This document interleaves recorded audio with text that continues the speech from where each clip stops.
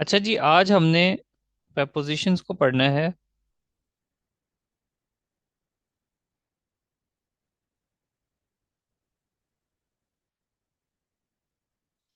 अब इसमें ना एक चीज आपने ध्यान से नोट डाउन कर लेनी है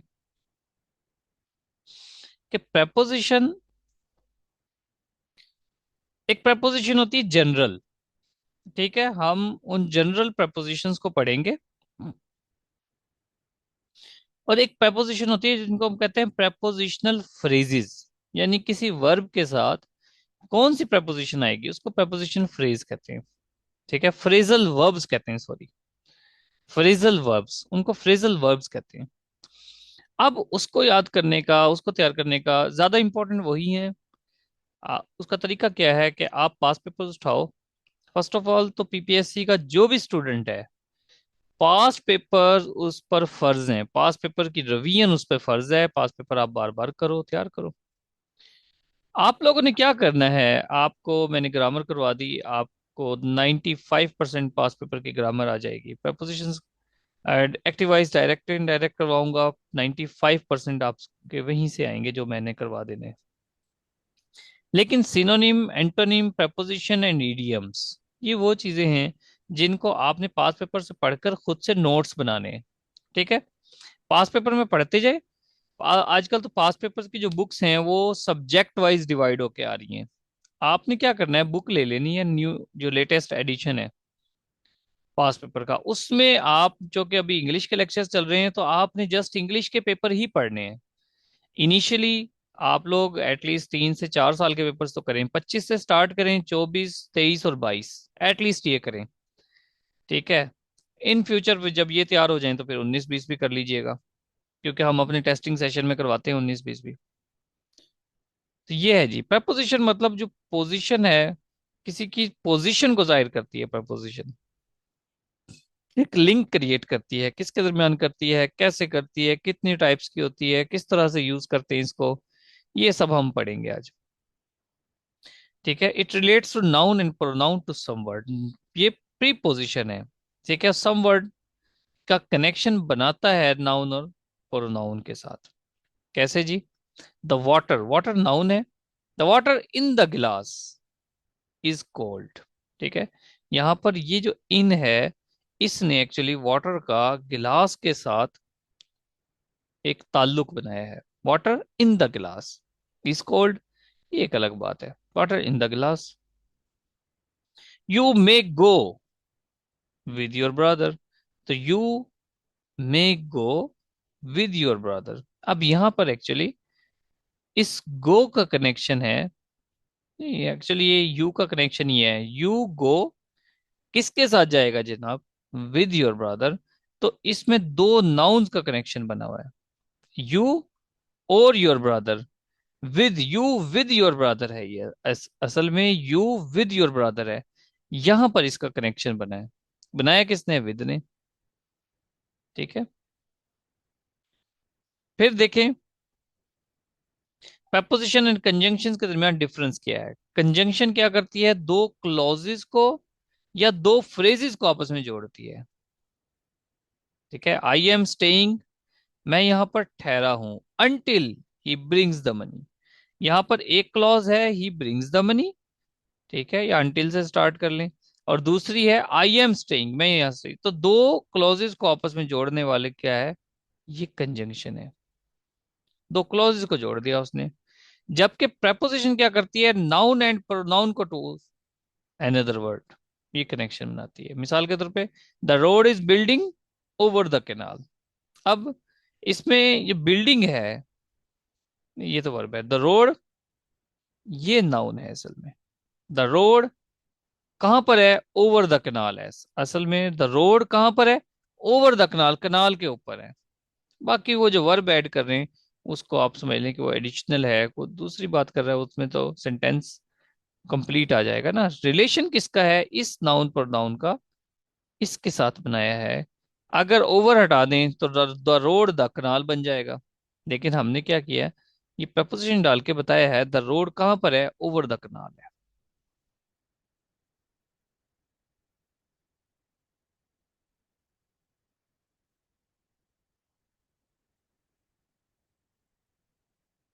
हाँ जी, जो स्टूडेंट्स लेट आए उनको कोई इशू तो नहीं है? कंटिन्यू रखें ना हम?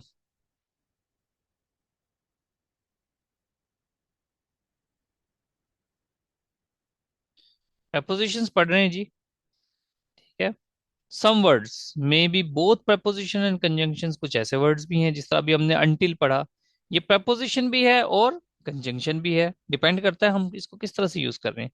Before, after, till, then and since वगैरह, ये सारे के सारे दोनों तौर पे यूज होते हैं, कंजंक्शन भी और preposition भी। आपने जस्ट सेंटेंस से पहचानना है कि ये क्या है।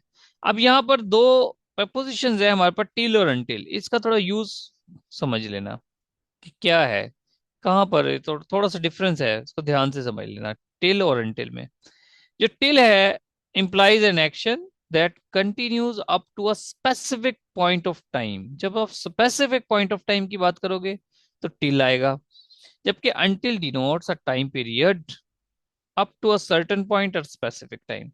ठीक है, एक खास वक्त तक हम बता देंगे। ठीक है,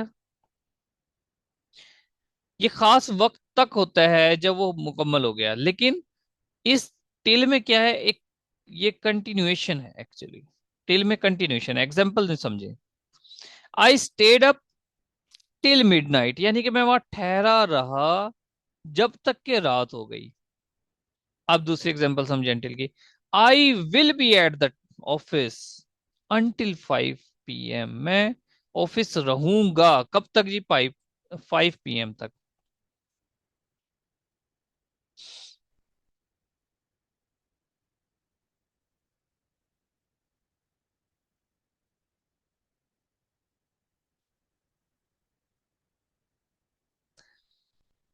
अब यहां पर देखें, ये स्पेसिफाई नहीं है, मिडनाइट स्पेसिफाई नहीं है।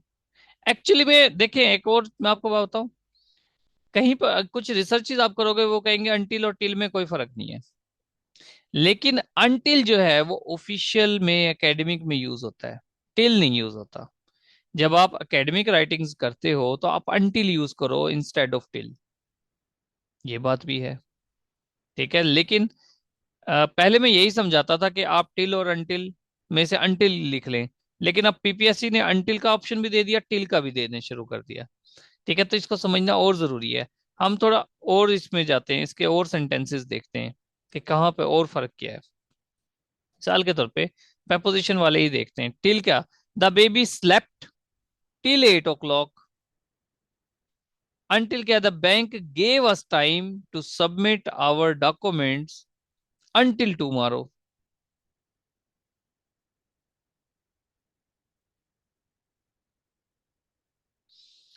पीछे देखें, पिछली एग्जांपल देखें, उसमें भी फ्यूचर की बात आई है अनटिल की। ठीक है, फ्यूचर की बात आई थी, जैसे I will be at office until 5 PM, और यहां भी फ्यूचर की बात की है टुमारो। यहाँ पे टिल को देखें, मिडनाइट की बात आई है, stayed up till midnight, past की बात आई है, स्टेड अप। यहाँ पे भी देखें तो आई स्लेप्ट, पास्ट इंडेफिनिट।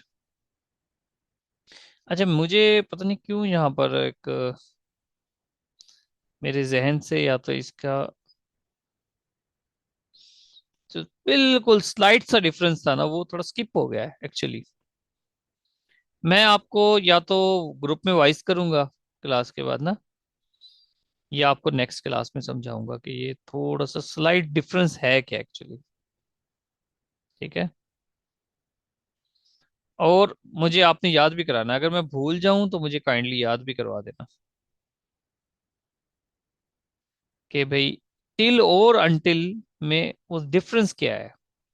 ये इंपॉर्टेंट है जी, क्योंकि जहां पर जो चीज कॉमन है वो सबको आती है, जहां पर कंफ्यूजन क्रिएट होती है साथ के साथ सॉल्व करते जाएं। ठीक है, कॉन्शियस होके। तो ये चीज, अच्छा मैं एक चीज बात अपने स्टूडेंट्स को कहता हूँ, अक्सर हर बैच को कहता हूँ, आपकी मोटिवेशन मेरी मोटिवेशन से ज्यादा होनी चाहिए। ठीक है, क्यों? क्योंकि जॉब आपको चाहिए, मुझे नहीं चाहिए।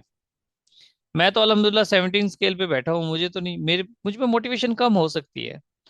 क्यों? क्योंकि मैंने एक बड़ी मंजिल अचीव कर ली है। लेकिन आपको अचीव करनी है। आपका आपने मुझसे ज्यादा नॉलेज इन्हांस करना है, फिर आप सक्सेसफुल होंगे। ठीक है, ये याद रखना बात। अब आते हैं हम जनरल प्रपोजिशंस की तरफ। सबसे पहले है इन। इन में क्या होता है कि जब हम, अब ये तो पता है कि कोई चीज किसी के इनसाइड हो तो इन कहलाती है, लेकिन यहां पर जो मेजर कॉन्सेप्ट है ना वो ये है कि विजिबिलिटी इज अ कंडीशन। कोई चीज किसी के अंदर है, मिसाल के तौर पे बंदे कमरे में बैठे हैं, तो आप इन का वर्ड उस वक्त तक यूज नहीं कर सकते जब तक आपको बंदे नजर नहीं आ रहे। जग में पानी है, अगर पानी नजर नहीं आ रहा ना तो आप इनका वर्ड यूज नहीं कर सकते हैं, क्योंकि यहाँ पे विजिबिलिटी कंडीशन होती है। ये बड़ी डीप लेवल की बात है, याद रखना। There is some water in the glass, उस सूरत में जब हमें पानी नजर आ रहा है। नजर नहीं आ रहा तो क्या यूज करेंगे वो आगे देखते हैं। उसके लिए हम यूज करते हैं inside. There are some students inside the classroom, उस सूरत में जब वो नजर नहीं आ रहे। हाँ, अगर शीशे विंडो है, ठीक है, या विंडो है ही नहीं, दरवाजा ओपन है, फिर हम कह सकते हैं in. The students are sitting inside the classroom.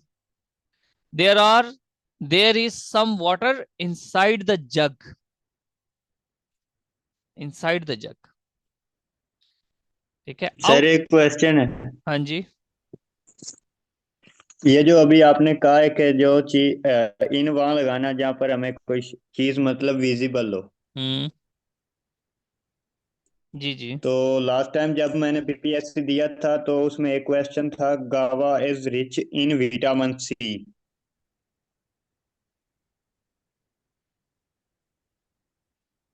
वो है। तो सर इसमें हमें विटामिन सी तो नजर नहीं आ रहा, तो फिर इन कैसे आ गया? उसको, वो है फ्रेजल वर्ब, वो है फ्रेजल वर्ब। उसमें रिच, रिच इन है, रिच के साथ इन अटैच है। ठीक है, रिच इन करेंगे जी तो सर। इसका मतलब वो इंक्लूडेड है। ये स्पेसिफिक होते हैं, ये उसके साथ कनेक्टेड होते हैं। फ्रेजल वर्ब, इसको कहते हैं फ्रेजल वर्ब। यानी कि he is going to, going के साथ टू अटैच है। ठीक है, अब गोइंग टू, गोइंग फॉर, जी गोइंग आउट, इन सब के डिफरेंट मीनिंग्स हैं। ये मैं, आप शायद देख आए हो, मैंने आपको ये स्टार्ट में कहा है कि फ्रेजल वर्ब्स जो हैं वो आप लोगों को रट्टा लगाने पड़ेंगे।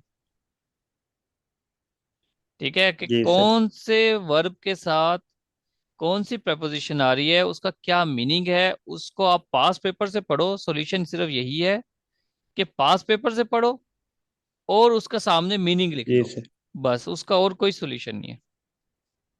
जो हमारा ये वाला लेक्चर है ना, ये है कॉमन, जनरल, जनरल प्रपोजिशंस पढ़ेंगे। इसमें बाज़ औक़ात इतना ज्यादा ये इफेक्टिव, इतना ज्यादा यूजफुल नहीं होगा, लेकिन फिर भी 15 to 20% जो है वो प्रपोजिशन के हिसाब से यूजफुल हो सकता है। क्योंकि इसमें कई एक कुछ क्वेश्चंस हैं मेरे जहन में जो पास पेपर में यहाँ से भी आए हैं, वो आपको मैं बताऊंगा। कि बताऊंगा तो नहीं, लेकिन मतलब पास पेपर जब आप पढ़ोगे तो आपको खुद लगेगा हाँ ये उस लेक्चर की मदद से जो है ना मेरे लिए यूजफुल हो गया है। वो फ्रेजल वर्ब्स कहलाते हैं। पेप फ्रेजल वर्ब्स। चलें जी, नेक्स्ट है आउटसाइड। आउटसाइड का क्या मतलब है जी?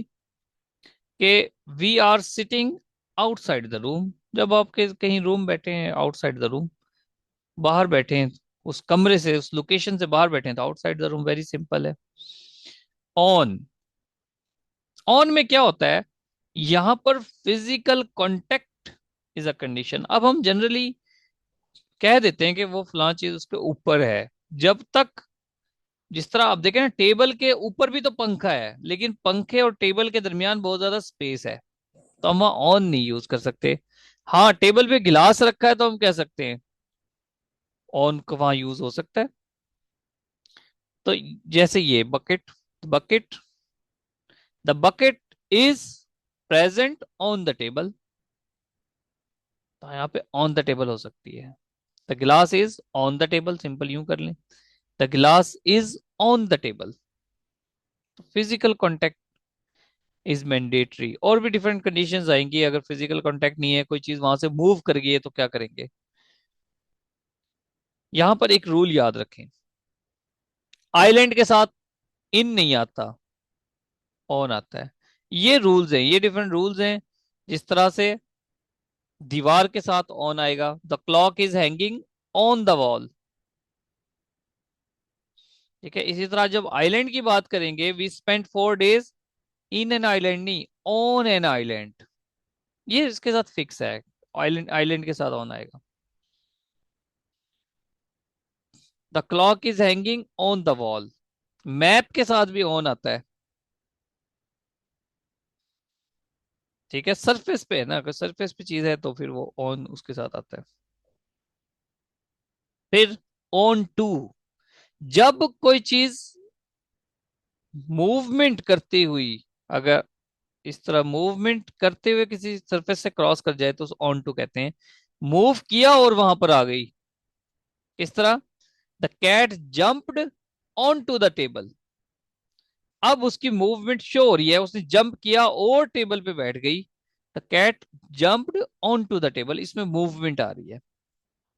The cat is sitting on the table, cat जो है वो ऑन द टेबल बैठी है। जब वो बैठी है, इज सिटिंग। ठीक है, लेकिन अगर उसने जंप किया है तो जब जंप में मूवमेंट आती है तो फिर आप ऑन टू लगाओगे। ओवर, जब कोई फिजिकल कांटेक्ट ना हो तो फिर ओवर लगाते हैं।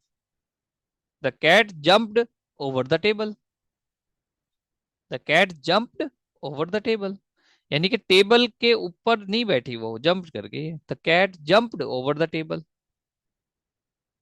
या the road is building over the canal, the road is building over the kanal,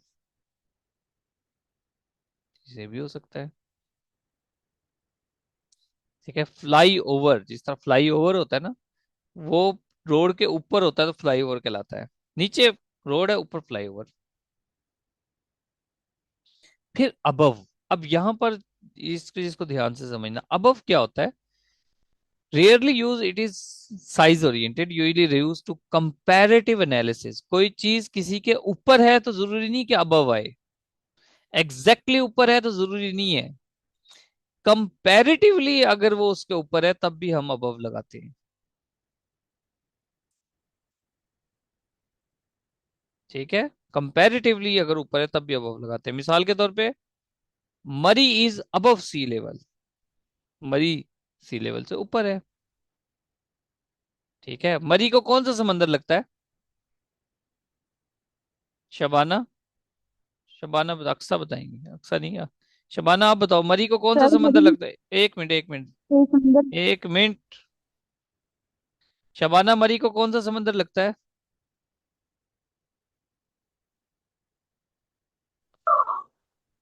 sir मरी को तो नहीं लगता कोई समंदर। अच्छा, मरी को समंदर ही नहीं लगता, फिर ठीक है। मरी को तो कोई समंदर नहीं लगता जी। ठीक है, समंदर तो उसे काफी ज्यादा, तकरीबन 1000 किलोमीटर से भी आई थिंक ज्यादा होगा। समंदर तो कराची में है, मरी इतना ज्यादा दूर। तो मरी इज अबव सी लेवल, इसका मतलब हम जस्ट कंपैरिजन कर रहे हैं वहां पर। ऐसा नहीं है कि नीचे समंदर है ऊपर मरी है, ऐसा तो नहीं है ना। ठीक है, चलो मान लिया कि ये समंदर है और मरी यहां पर है, इसके साथ ही है मरी, तो फिर भी इसके ऊपर तो नहीं है ना, फिर भी हम कंपैरिजन ही कर रहे हैं। तो अबव इस मकसद के लिए यूज होता है। बिलो, ये चार टर्म्स हैं, मैं आप कंपेयर कंपेयर करके भी आपको बताऊंगा। ठीक है, इनको समझ लेना। बिलो क्या होता है, यूज फॉर कंपैरिजन अगेन। ये बिलो है, वो अबव था, ये बिलो है। इस तरह B is below A, B is below A, B A से नीचे है। तीन चार हैं जी ये टर्म्स, अबव और बिलो, ये हमने पढ़ा।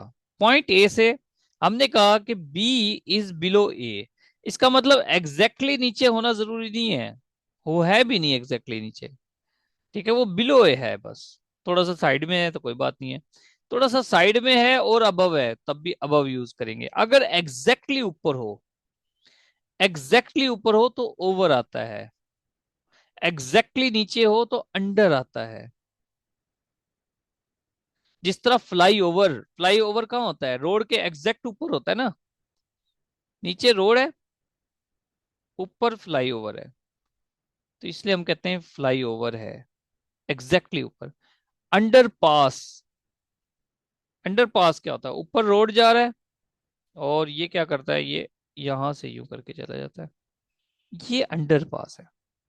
तो एग्जैक्टली नीचे हो, ठीक है, या जिस तरह से ये पंखा है, फॉर एग्जाम्पल पंखा है, आप पंखे के एग्जैक्टली नीचे नीचे बैठे हो तो आप कहोगे I am under the fan, और थोड़ा सा डिस्टेंस से बैठे हो फिर भी नीचे तो हो पंखे के, दोनों की उर्दू तो नीचे ही है, फिर आप कहोगे I am sitting below the fan. समझ आई कि ऊपर से गई?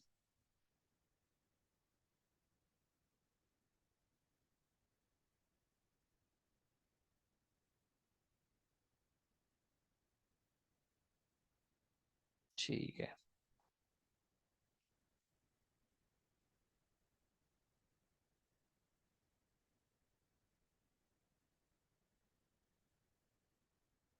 अंडर, ये मैंने पढ़ा दिया, कंप्लीटली कवर होता है। The cat is under the table, मतलब ऐसे, अंडर द टेबल, वो बैठी है, ऊपर है तो ऑन है। Cat is under the table. Underneath, underneath only shelter, इसमें क्या होता है, सिर्फ शेल्टर इफेक्ट होता है। इस तरह boys are sitting underneath the tree, जब दरख्त के नीचे, आप स्पेशली इधर दरख्त की बात करें तो underneath, boys are sitting underneath the tree. एक बात बताऊं जी मैं आपको, एक चीज याद रखना, इंग्लिश एक लैंग्वेज है, और ये भी जरूरी नहीं है कि जो मैं आपको पढ़ा रहा हूँ, मिसाल के तौर पे मैंने आपको इन बताया कि उसमें विजुअल इफेक्ट होना चाहिए। हो सकता है कि कोई इंग्लिश की बुक ऐसी हो जो उसको रिजेक्ट कर दे, कोई टीचर ऐसा हो सकता है कोई वेबसाइट ऐसी हो। क्योंकि मैं आपको एक बात बताता हूँ, जब मैं ग्रेजुएशन में था, बीएससी जब हमने की, तो हमारे कॉलेज में को 3 टीचर थे, इंग्लिश के 3 से भी ज्यादा होंगे। तो इंग्लिश की टेक्स्ट बुक को आके एक बंदा कहता है, एक टीचर साहब, वो कहते हैं ओहो आपकी तो टेक्स्ट बुक में बेशुमार गलती हैं। अब टेक्स्ट बुक है, वो पढ़ाई जा रही है, तो वो टीचर कहते हैं कि ये इस टेक्स्ट बुक में ही बेशुमार गलती हैं। फिर हमारे एक पीएचडी इंग्लिश थे, वो कुछ पढ़ाते थे, एक और टीचर आते थे वो कहते थे नहीं ये ठीक नहीं है। तो ये थोड़ा बहुत कुछ हिस्सा ऐसा है जो बड़ा कंट्रोवर्शियल है, कंट्रोवर्शियल है, तो उस चीज का आपने ध्यान रखना है। ठीक है, ध्यान इस तरह से रखना है कि बस वैसे ही, boys are sitting underneath the tree with, अब यहाँ पे विद पे दो चीजें समझ लें। ये जो मैं आपको कॉन्सेप्ट बता रहा हूँ ना, ये जो अभी कॉन्सेप्ट, जितनी भी हैं प्रपोजिशन के कॉन्सेप्ट, ये मैंने किसी बुक से नहीं पढ़े जी, ये मैंने एक सीएसपी से पढ़े, और वो सीएसपी ऑक्सफोर्ड के मास्टर्स इन इंग्लिश हैं, वहां से मैंने पढ़े। मैं आपको ये भी चीज बताता जाता हूँ, रेफरेंस भी दे देता हूँ कि कहाँ से पढ़े। जाहिर है हम चीज कोई भी पढ़ते हैं सीखते हैं, तो कोई या तो कोई बुक होती है या कोई टीचर होता है, तो मैंने आपको रेफरेंस दिया, तो ये थोड़ा सा डिफरेंस है। विद, विद जब भी बात करो, नंबर वन, आप किसी के साथ स्टैंड कर रहे हो, स्टैंड विद, तो वहां पे डिस्टेंस नहीं आना चाहिए, नंबर वन। दूसरी बात यह है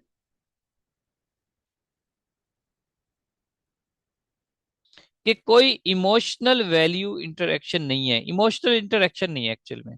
किस तरह से, Ali is standing with his family, नहीं सॉरी, इंटरेक्शन, इमोशनल इंटरेक्शन है। Ali standing with his family, Ali अपनी फैमिली के साथ खड़ा है, इसका मतलब ये फैमिली अली की है, अली के जाहिर है इमोशन भी हैं, और वहां पे कोई डिस्टेंस भी नहीं है। ठीक है। Ali standing with his family, Ali अपनी फैमिली के साथ खड़ा है। अगर ये हो बिसाइड के साथ, डिस्टेंस अभी भी नहीं है, लेकिन यहां पर इमोशनल वैल्यू भी नहीं है। मिसाल के तौर पे, इमरान इज सिटिंग बिसाइड अमजिद। ये बात कहने वाला, ध्यान से समझें, जिसने ये बात कही है वो इमरान को भी जानता है, वो अमजिद को भी जानता है। लेकिन इमरान और अमजिद शायद एक दूसरे को नहीं जानते होंगे। अगर जानते भी होंगे फॉर एग्जाम्पल, तो वो कोई दोस्त नहीं है आपस में, कोई इनका करीबी ताल्लुक नहीं है।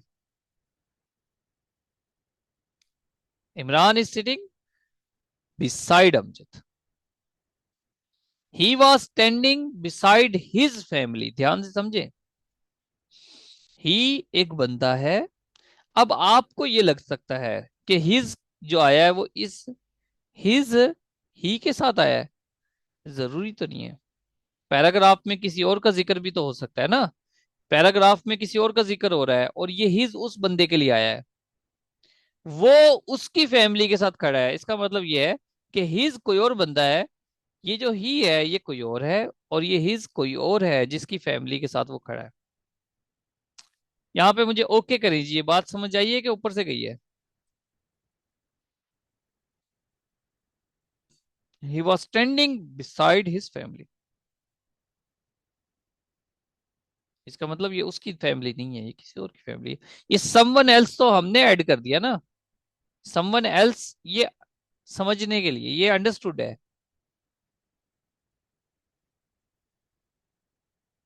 चलें ठीक हो गया। नेक्स्ट है नियर। नियर का मतलब, अब जब थोड़ा सा डिस्टेंस हो तो फिर आप नियर ऐड कर देते हो। थोड़ा सा डिस्टेंस हो तो आप कह देते हो कि नियर। कैसे? B is near A, B A के साथ है। बी इज नियर ए के नजदीक है। The cat is sitting near the box, the cat is sitting near the box. अब आप ये सवाल ना करना काइंडली कि हमें कोई पीपीएससी में तस्वीरें तो नहीं मिलेंगी जिसमें हम नहीं पहचानेंगे कि नजदीक है या कैसा। भाई इस तरह के क्वेश्चन भी नहीं आएगा ना एक्चुअली। आपको मैंने लेक्चर के स्टार्ट में ही कहा है कि 15 to 20% ये आपके पेपर के साथ रिलेट करेगा। Cat is sitting near the box. Behind, behind कब होता है? जब कोई चीज किसी के पीछे है, डिस्टेंस, बिल्कुल थोड़ा सा डिस्टेंस है, या आप दरख्त के पीछे छुप जाओ जैसे, दरख्त के पीछे छुप गए, आप नजर नहीं आते। Visibility is not a condition, जरूरी नहीं कि आप नजर आओ, आ भी सकते हो लेकिन नजर नहीं आ रहे। ही is standing behind him, he is standing behind him, नजर आ रही है, यहाँ पर नजर आ रहे हैं। मे भी नजर ना भी आ रहे हो, लेकिन आ रहे हैं नहीं आ रहे उससे कोई फर्क नहीं पड़ रहा। ही इज स्टैंडिंग बिहाइंड हिम, वो उसके पीछे छुपा हुआ है, उसके पीछे खड़ा है। The ball is standing behind the box. Sorry, the ball is present behind the box. The thief was hiding himself behind the curtain. The thief was hiding himself behind the curtain. पर्दे के पीछे, अब वो नजर नहीं आ रहा। Across, across जब होता है जब कोई थोड़ा सा दूर हो लेकिन नजर जरूर आ रहा हो। थोड़ा सा डिस्टेंस पे है एक खास चीज के पीछे क्रॉस करके, लेकिन वो नजर आ रहा है। Visibility is a condition. The school is across the road, वो रोड के दूसरी तरफ है एक्चुअली, लेकिन नजर आ रहा है। अगर आज नजर ना आ रहा हो फिर अक्रॉस नहीं लगाओगे।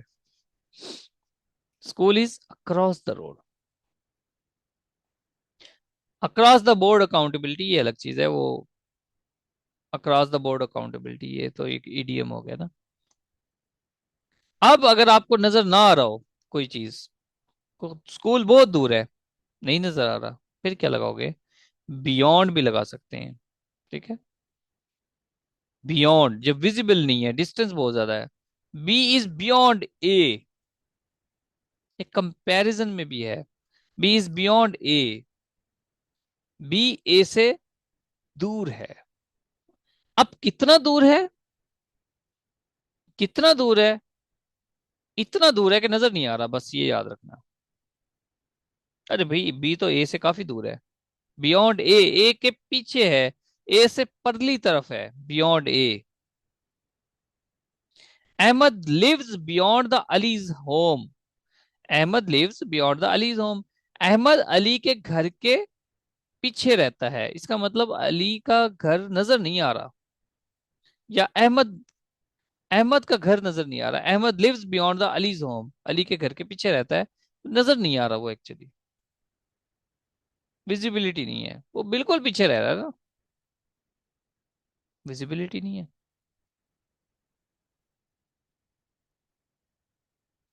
थ्रो, जब कोई चीज किसी के दरमियान से गुजरे तो थ्रो कहलाता है। The ball is going through the box, the ball is going through the box.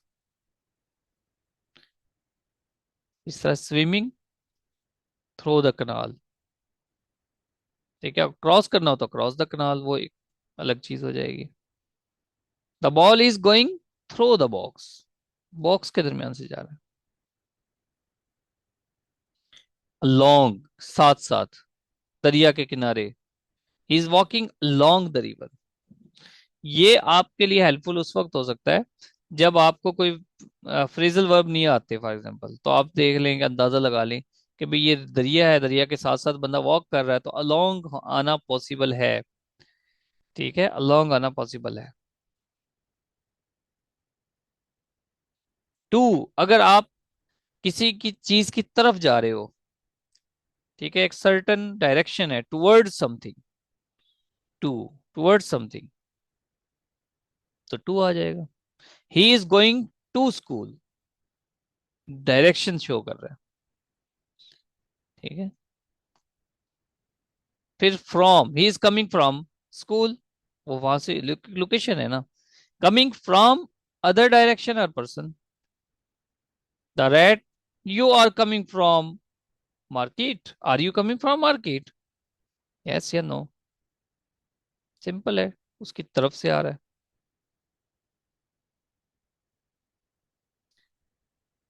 Next है जी बिटवीन एंड अमंग। अब ये आप सबको पता है कि बिटवीन दो बंदों के दरमियान होता है, अमंग ज्यादा बंदों के दरमियान होता है, तो इसमें एक छोटा सा कॉन्सेप्ट है, उसको जरा समझ लेना। बिटवीन, दो, use for two objects that are divisible. अब दो ऑब्जेक्ट्स के दरमियान भी हो सकता है, लेकिन जरूरी नहीं है, अगर ये हो सकता है ये डाइविजिबल भी हो, मोर देन टू के दरमियान भी हो सकता है, between, between more than two के दरमियान भी हो सकता है, ऑब्जेक्ट्स दैट आर इनडिविजिबल और इनसेपरेट। मिसाल के तौर पे, मिसाल देखते हैं, शायद मैंने कोई सेंटेंस ऐड किया होगा, ये दो बॉक्स हैं, इसके दरमियान ये कैट खड़ी है, तो बिटवीन। ही इज स्टैंडिंग, अब देखेंगे, he is standing between six wings of two fountains. अब फाउंटेन है दो, फाउंटेन है दो, अब एक के विंग है तीन, ध्यान से देखें, ये इस तरह से है, ये एक फाउंटेन है और ये दूसरा फाउंटेन है। आप यहां पर खड़े हो, अब आप सिक्स विंग्स के दरमियान खड़े हो, लेकिन ये सिक्स विंग्स कितने, दो फाउंटेन के हैं, तो फिर आप इसके लिए बिटवीन यूज कर सकते हो, क्योंकि ये इनडिविजिबल है, इनसेपरेटेबल है, लेकिन आपने रेफरेंस आपको देना पड़ेगा, टू फाउंटेन्स के सिक्स रिंग्स हैं, फिर अमंग नहीं लगाओगे। समझ आई कि ऊपर से गई?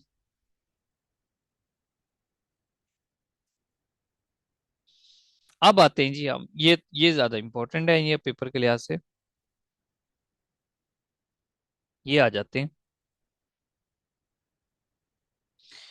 जब आप यूज कर रहे होते हो air, month and day, time, ये चार हैं, किसके साथ कौन सी प्रपोजिशन आती है, फिक्स है। जब आप एयर की बात करते हो तो इन आता है, मंथ की बात करते हो इन आता है, डे की बात करते हो ऑन आता है, फिक्स टाइम की बात करते हो तो एट आता है। एयर, इन, क्योंकि एयर बड़ा सारा होता है तो इन आ गया, मंथ भी बड़ा सारा होता है तो इन आ गया, डेज जो हैं, डेज कोई भी डे होगा उनके साथ ऑन आ जाएगा, और फिक्स टाइम के साथ 9 o'clock, 12 o'clock, एट। तो ये तीन प्रपोजिशन है, इन, ऑन, एट। ये लोकेशन, टाइम और डेट के लिए यूज होती हैं, लोकेशन, टाइम एंड डेट के लिए, इन, ऑन, एट। इन सब को हम पहले इन से स्टार्ट करेंगे, ऑन से स्टार्ट करेंगे या एट से, फिर हम देखेंगे लोकेशन के लिए कैसा आता है, टाइम के लिए कैसा आता है, डेट के लिए कैसा आता है, उसको थॉरोली देख लेंगे। ऑन, पहले ऑन से देख लेते हैं। ऑन लोकेशन के लिए जब भी कोई सरफेस की बात करते हैं या बॉडी पार्ट्स की बात करते हैं तो हमें ऑन यूज करते हैं। Map, on the wall. Chair, on the floor. Book, on the table. ठीक है, बुक के साथ, रोड के साथ, फ्लोर के साथ, वॉल के साथ ऑन यूज करना है एक्चुअली, ये वो सरफेस है। फिर बॉडी पार्ट्स में भी जिस तरह रिंग ऑन द फिंगर, ये बड़ी गलती करते हैं students. Ring in the finger कहते हैं, फिंगर के अंदर तो नहीं दाखिल हुई ना, तो वो फिंगर के ऑन है, ये ऑन आता है, ये फिक्स प्रेपोजिशन है। क्लास एंड होने वाली है, दोबारा ज्वाइन करना आपने। Ring on finger, T fell on the leg, किस ऑन फॉरहेड, ये बॉडी पार्ट्स के लिए। फिर पब्लिक ट्रांसपोर्ट के लिए भी ऑन, टीवी रेडियो के लिए, रिवर्स के लिए, डिफरेंट फ्लोर्स के लिए, first floor, second floor, different sides के लिए, on left, on right, state के लिए सब ऑन यूज होते हैं। On the bus, on the plane, on the train,